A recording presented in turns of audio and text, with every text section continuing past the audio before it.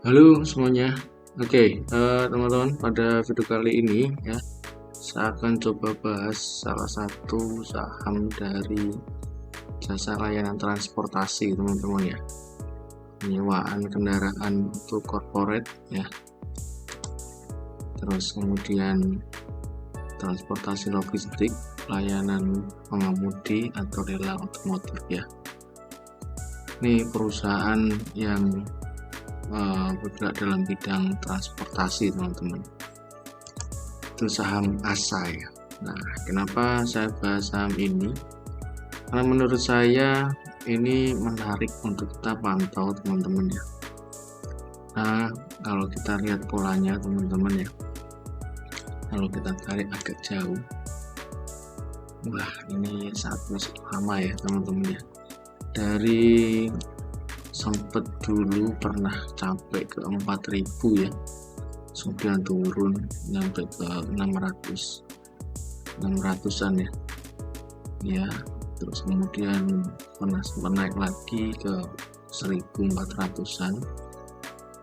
Nah, terus sekarang nih saat agak panjang di 700-an, teman-teman ya.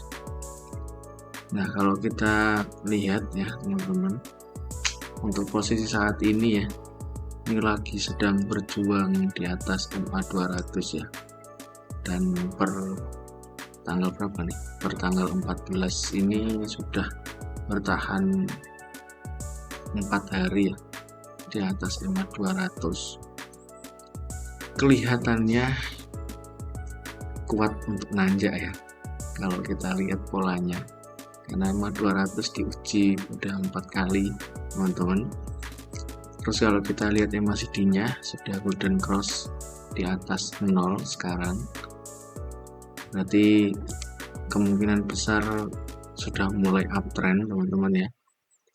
Kalau kita lihat juga dari trendline-nya untuk polanya ya, teman-teman ya, polanya bagus ya. Jadi ini udah di atas trendline mainnya ya. Harapannya kuat nanjak, teman-teman. Nah, oleh karenanya bisa dipantau, teman-teman ya. Terus kemudian kalau misalnya naik nih, targetnya ke berapa, Mas? Kalau untuk targetnya sendiri, teman-teman, kelihatannya ke sini, teman-teman ya, ke 800-an ya. Tapi sebelumnya harus break dulu nih, area tertinggi 2 kali kemarin diuji ya, di 790, teman-teman ya.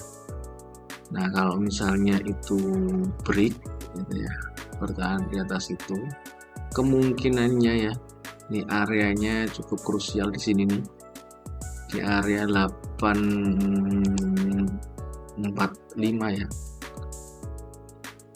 sama di 830. Jadi kalau misalnya posisinya besok naik kemudian break ya di atas 790, ada kemungkinan dia akan uji ke level 830 sampai 845 ya. Nah, ini bisa dipantau. Terus kalau misalnya bertahan di atas 845, kemungkinannya ya masih ada harapan atau mungkin bisa dipertimbangkan untuk swing lebih jauh ya. Kelihatannya bisa agak lumayan, teman-teman ya, mungkin bisa ke 900 ya, terus ke 1000, teman-teman ya, ke 1000, teman-teman. Jadi kalau ini bertahan di atas 845, kemungkinannya bisa ke 900 atau mungkin ke 1000, teman-teman. Nah, ini bisa dipantau nih saham dari ASA ini, karena untuk kelihatannya untuk target kenaikannya agak lumayan, teman-teman ya. Lalu kalau nggak sesuai dengan planning, kira-kira cut loss di berapa, Mas? Oke, sebelumnya yang pengen mungkin antri ya, pengen ngijek ya, kalau kita sarankan mungkin bisa antri saja, teman-teman ya, jadi nggak usah FOMO karena hanya analisa yang bersifat informasi, jadi bisa betul bisa enggak kan. Nah mungkin bisa